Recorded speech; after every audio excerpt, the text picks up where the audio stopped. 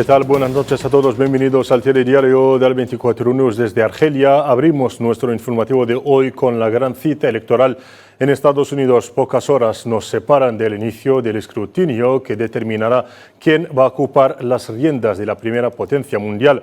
Los estadounidenses acudirán pues mañana martes a las urnas para elegir a su próximo presidente en un contexto de delicadas circunstancias, tanto internas como externas.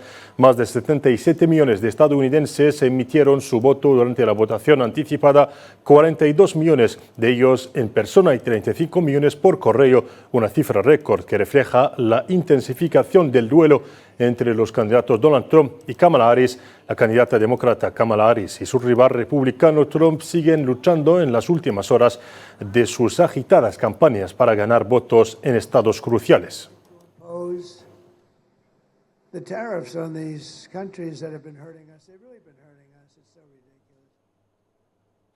Y en su último discurso de campaña en la Universidad Estatal de Michigan, Kamala Harris, vicepresidenta de Estados Unidos y candidata demócrata, se comprometió a hacer todo lo que esté en su mano para poner fin a la guerra en Gaza y Líbano y trabajar por el derecho del pueblo palestino a la dignidad y la autodeterminación.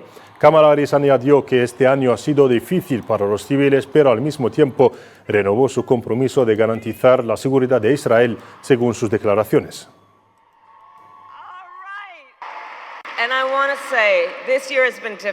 Quiero decir que este año ha sido difícil, dada la magnitud de la muerte y la destrucción en Gaza, y dadas las víctimas civiles y los desplazamientos en el Líbano. Es devastador. Como presidenta haré todo lo que esté en mi mano para poner fin a la guerra en Gaza, traer de vuelta a casa a los rehenes, acabar con el sufrimiento en Gaza, garantizar la seguridad de Israel y asegurar que el pueblo palestino pueda ejercer su derecho a la dignidad, la libertad, la seguridad y la autodeterminación. Y por su parte, el candidato republicano y expresidente del país, Donald Trump, lanzó un ataque contra los medios de comunicación, a los que tachó de mentirosos. Durante un acto de campaña en Pensilvania, Trump repitió sus declaraciones sobre el fraude electoral y atacó a sus rivales demócratas, incluida Kamala Harris, candidata presidencial del Partido Demócrata.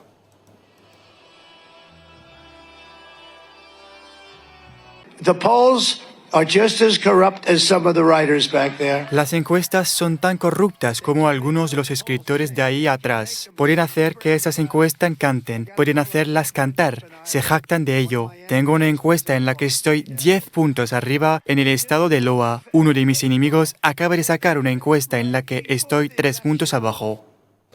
Y para analizar más la importancia de estas elecciones presidenciales, conectamos en directo desde Buenos Aires, capital de Argentina, con el analista político experto en relaciones internacionales, Tobías Belgrano. Tobías, buenas tardes.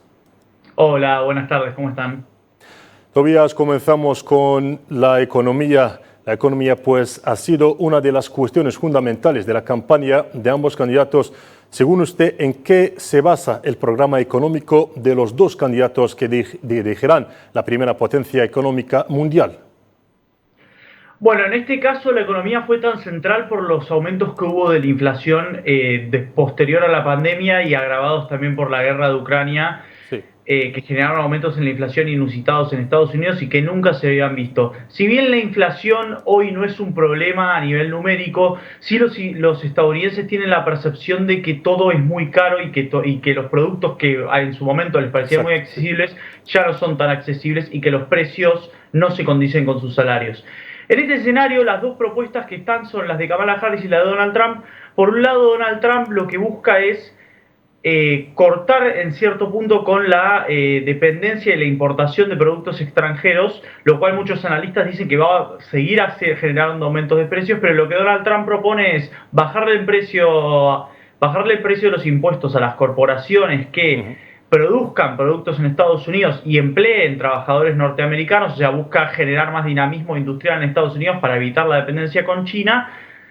Y por el otro lado, para evitar esa inflación, dijimos, va a bajarle el precio de los impuestos a las corporaciones y al mismo tiempo quiere buscar bajar el precio de la energía, no solo en Estados Unidos, sino en el mundo. Y esto lo está buscando a través de frenar el conflicto de Rusia y Ucrania, por eso está hablando tanto de paz y tiene que ver con una normalización del mercado energético global. Por eso Donald Trump está un poco tan obsesionado con esta idea de buscar la paz en esa zona del mundo. Ese es por el lado de Trump, y por el lado de Kamala Harris se propone frenar esta inflación con impuestos a las grandes corporaciones, reducción de impuestos a las familias y control de precios.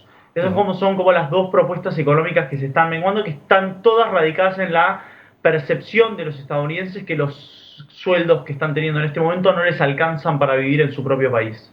Sí, ¿y crees que, por ejemplo, Donald Trump, que había abogado durante su primer mandato a partir de 2016, había propuesto una especie de proteccionismo económico?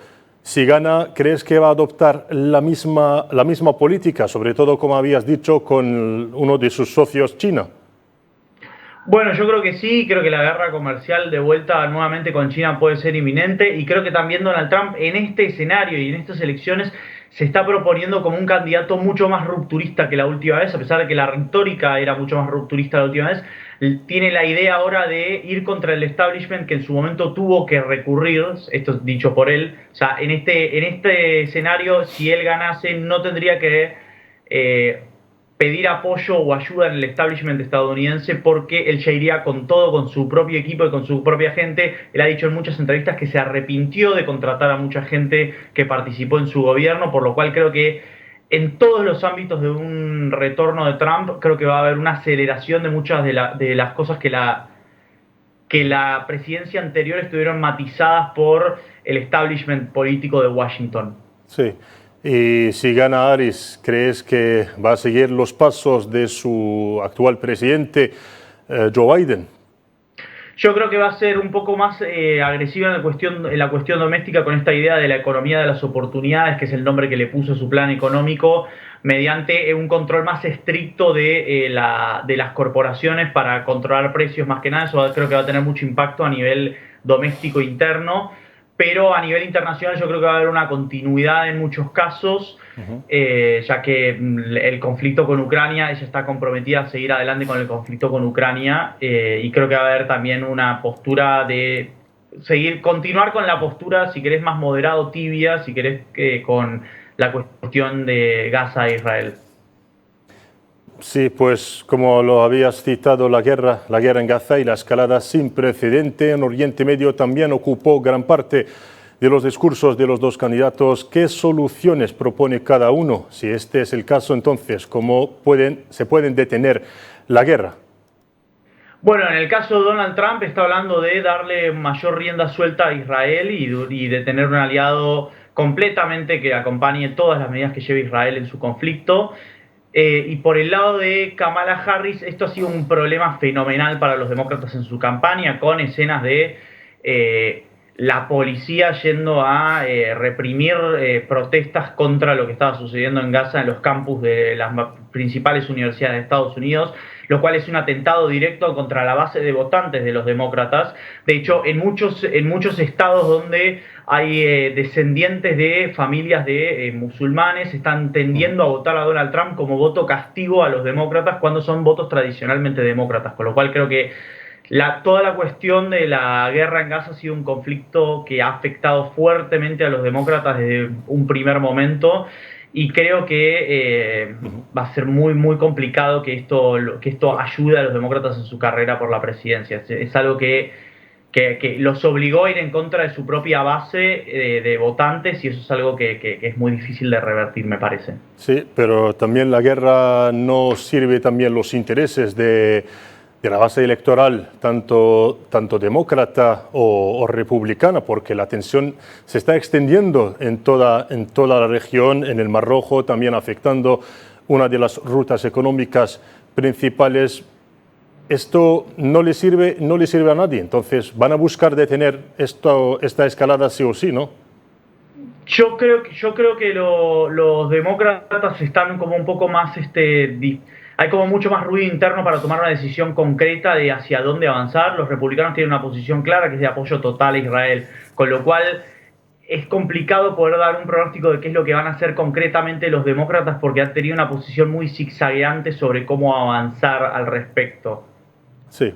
Y bueno, cambiamos de tema. La inmigración también es uno de los temas más delicados que ocupó la escena de la actualidad americana. ¿Piensas que Trump volverá, si es elegido, a su proyecto de levantar un muro con México y de poner controles más estrictos para los migrantes, sobre todo los que llegan de América del Sur?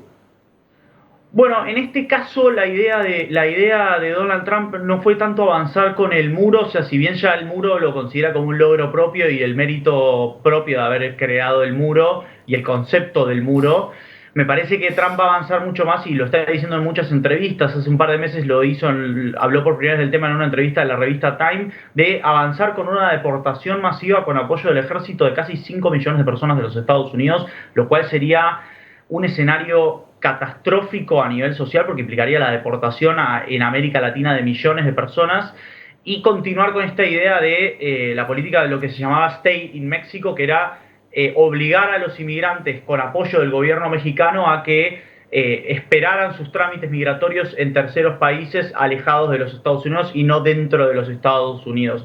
Si bien a pesar de que desde el lado de los demócratas hay como una idea de un Estados Unidos más plural y más libre, en realidad los demócratas también han sido muy restrictivos en su proceso con los inmigrantes. Sí, y respecto ahora a las relaciones que se van a tener con los dirigentes de América Latina, en este caso lo que le interesa a ustedes en Argentina, países como Argentina o Brasil, ¿qué tipo de alianzas se pueden formar dependiendo de quién vaya a ocupar el cargo de presidente de Estados Unidos con Trump o Kamala Harris? ¿Qué tipo de alianzas se van a formar actualmente con el panorama político que está en América del Sur, con países gigantes como Brasil, Argentina o Venezuela? Yo creo que si ganan los demócratas la relación va a mantener bastante el status quo. Veo muy difícil un acercamiento fuerte de los Estados Unidos para con Brasil por la cuestión del BRICS y por el acercamiento que ha tenido Brasil en los últimos meses para con Rusia y con China, lo cual veo muy difícil que los demócratas se acerquen demasiado, ni hablar con una gestión republicana. Yo creo que en ese sentido va a ser mucho más conflictiva la relación con Lula da Silva. Ya lo tenemos también con aliados previos de Donald Trump como Elon Musk con Twitter. En el caso de Argentina, el gobierno argentino está con una especulación muy necesaria que al tener reservas negativas en el Banco Central, el gobierno argentino tiene la expectativa de que si gana Donald Trump le van a dar un préstamo para tener reservas frescas en el Banco Central y evitar una posterior devaluación del peso, pero esto es una especulación que no tenemos idea si se va a llevar adelante o no, porque Donald Trump, a pesar de que es el socio mayoritario del Fondo Monetario Internacional, sí, creo que va a haber una mayor resistencia de los países europeos a prestarle tanto dinero a la Argentina después de lo que fue el préstamo que se le dio a Mauricio Macri en el 2018. Sí, y última pregunta, según tus observaciones, ¿quién crees que será el próximo presidente de Estados Unidos, o por lo menos el que parece ser el favorito según tus observaciones? Yo creo que hay una tendencia que favorece más a Donald Trump. Creo que es más sencillo para Donald Trump estar desde el lado del opositor y apelar e interpelar al enojo de los norteamericanos, y creo que eso va a ser clave para la Casa Blanca, para ayudarlo a llegar a la Casa Blanca, y creo que hay mucho enojo con el status quo presente por parte de los norteamericanos, y creo que eso va a ayudarlo a Donald Trump a llegar a la Casa Blanca, creo, lamentablemente. Sí. Gracias, eso pues se comprobará dentro de 2 días con los resultados. Gracias, Tobías, con todas esas aclaraciones desde Buenos Aires, Argentina. Y seguimos siempre con las elecciones presidenciales generales en Estados Unidos, donde millones de votantes americanos se preparan pues para acudir mañana a las urnas con tal de determinar el rumbo de su país, eligiendo entre Donald Trump, que busca ocupar la Casa Blanca por segundo mandato, y Kamala Harris, vicepresidenta del actual presidente Joe Biden. Pero ¿quiénes son estos dos candidatos que se disputan la Casa Blanca y el despacho oval? La respuesta a continuación con Karim Mostafawi. Kamala Harris y Donald Trump, dos candidatos y un mismo objetivo, acceder a la Casa Blanca. $4,000 more a year. La demócrata Kamala Harris nació en Oakland, en California, y se mudó a Canadá cuando tenía 7 años con su madre y su hermana, tras el divorcio de sus padres. Años después, regresó a su tierra natal y se graduó de la Universidad de Howard y de la Escuela de Derecho Hastings de la Universidad de California. En 1990, la aspirante demócrata decidió dedicarse al servicio público, comenzando como ayudante del fiscal del condado de Alameda y más tarde fue elegida como fiscal general del distrito de San Francisco.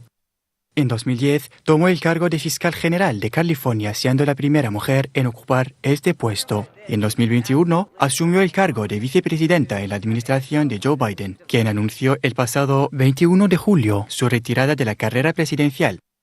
Principal rival de Donald Trump, Harris recibió en poco tiempo el respaldo formal del Partido Demócrata para presentarse a las elecciones generales del 2024.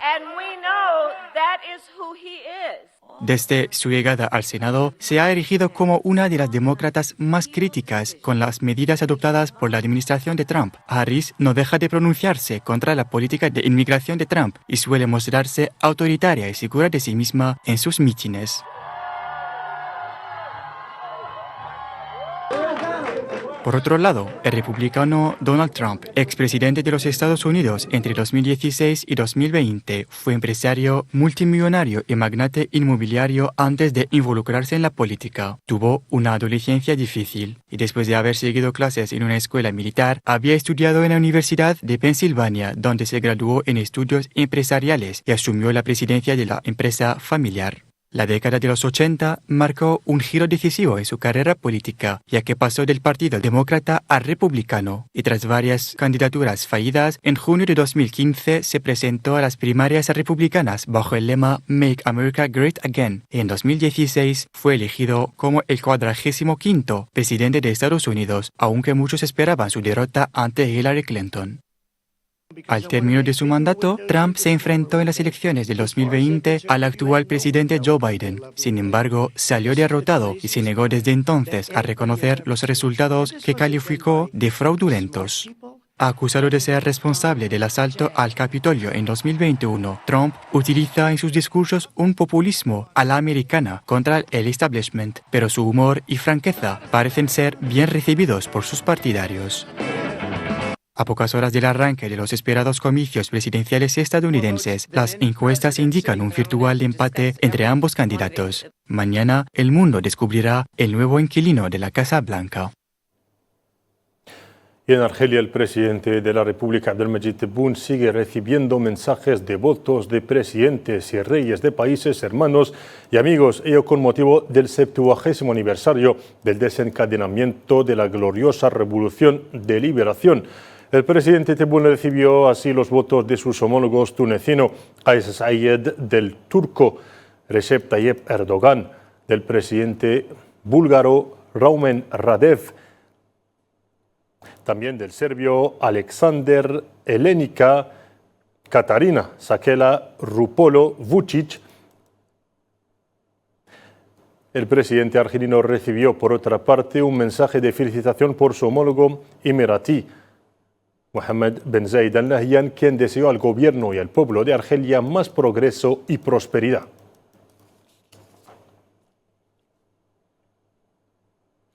En Argelia, siempre el presidente de la Asamblea Nacional Argelina, Saleh Goujil, ha reafirmado el apego de Argelia a los principios de su política exterior, a su frente la igualdad soberana y la no injerencia en los asuntos internos de los países. El presidente de la Cámara Alta argelina, quien se expresaba durante la apertura de la reunión de trabajo entre el Parlamento argelino y la delegación conjunta del Grupo Especial para el Mediterráneo y Oriente Medio, la Comisión de Democracia y Seguridad y la Subcomisión de Resiliencia y Seguridad Civil de la Asamblea Parlamentaria de la Organización del Tratado del Atlántico Norte, OTAN, subrayó la voluntad de Argelia de distanciarse de las tensiones entre las distintas partes y a obrar por reequilibrar y reforzar la acción multilateral internacional.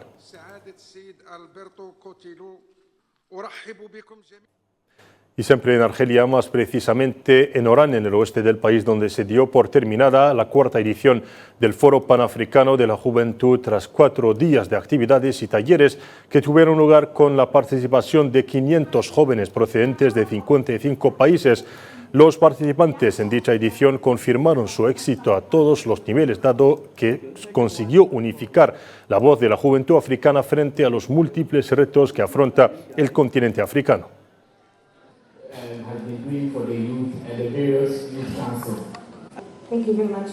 منبهر جدا كمشارك.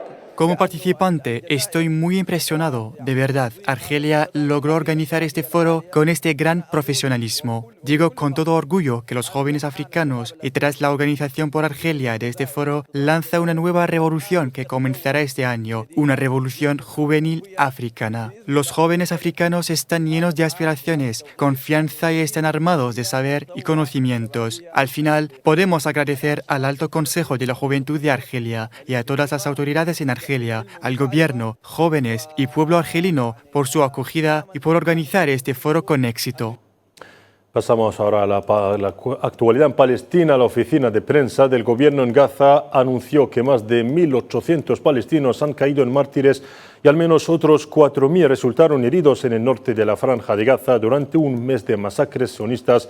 Los medios de comunicación gubernamentales confirmaron este lunes que la ocupación está tratando de imponer una segunda calamidad al pueblo palestino, especialmente en la Franja de Gaza, donde está lanzando una brutal agresión contra civiles, agresión que ocasionó hasta el momento 43.300 mártires y 102.261 heridos. Funcionarios de los servicios sanitarios palestinos en Gaza anunciaron que la zona norte de la franja está completamente desprovista de ambulancias, mientras que muchos de los heridos siguen desangrándose en las carreteras, llamando al respecto a las organizaciones humanitarias e internacionales a enviar urgentemente equipos médicos al norte de la franja de Gaza para salvar lo que se puede salvar.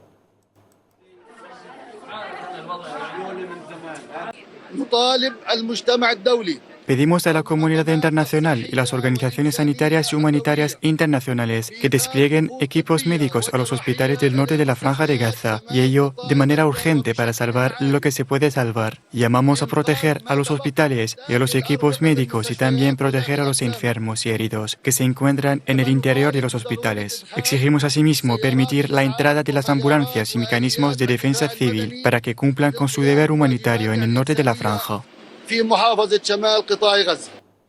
A su vez, la Oficina de Naciones Unidas para Refugiados de Palestina en Oriente Medio, UNRWA, advirtió del colapso de la labor humanitaria en la Franja de Gaza debido a la prohibición de su actividad por parte de la ocupación sionista. Jonathan Fowler, portavoz de la organización onusiana, confirmó que la entidad sionista ha notificado oficialmente a la ONU la ruptura de sus relaciones con la UNRWA.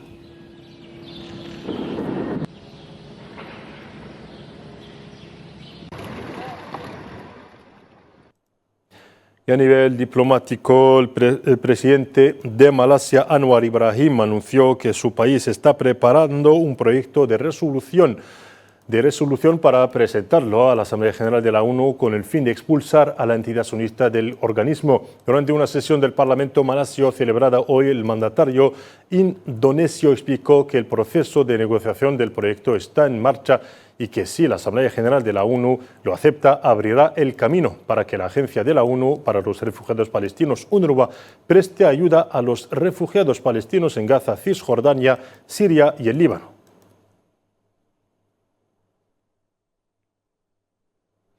Y hablando precisamente del Líbano, la máquina de guerra sionista prosigue su agresión contra el sur del país, ocasionando este lunes 4 mártires y 3 heridos en bombardeos sionistas que la ciudad del Mashgara y otros 3 mártires en el oeste del país. El Ministerio libanés de Sanidad dio a conocer en su informe diario que los ataques sionistas, el balance total de las víctimas ascendió a 2.968 mártires y 13.319 heridos desde el inicio de la guerra de exterminio en Gaza el 7 de octubre del año pasado.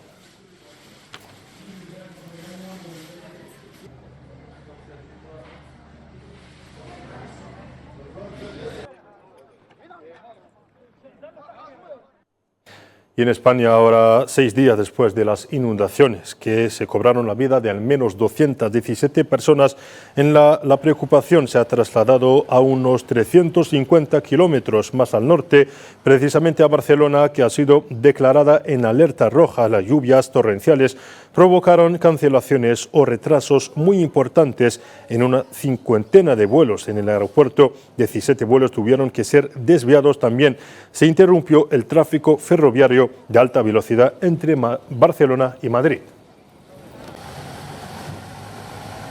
Pues ha amanecido ya lloviendo, pero a medida que iba pasando la mañana empezó a crecer la lluvia cada vez más. Íbamos camino al trabajo a dejar a mi mujer y en cosa de media hora se ha inundado todo. Ha empezado cada vez más. Ya ha llegado el momento que me he tenido que ir para casa. La terraza arriba se ha inundado, parking inundado, en cosa menos de una hora. Ahí llovía un montón. Nunca había visto nada igual. Quedado las calles, subía el agua por encima de las puertas. Era mucha agua. ¿Qué habéis hecho en la obra?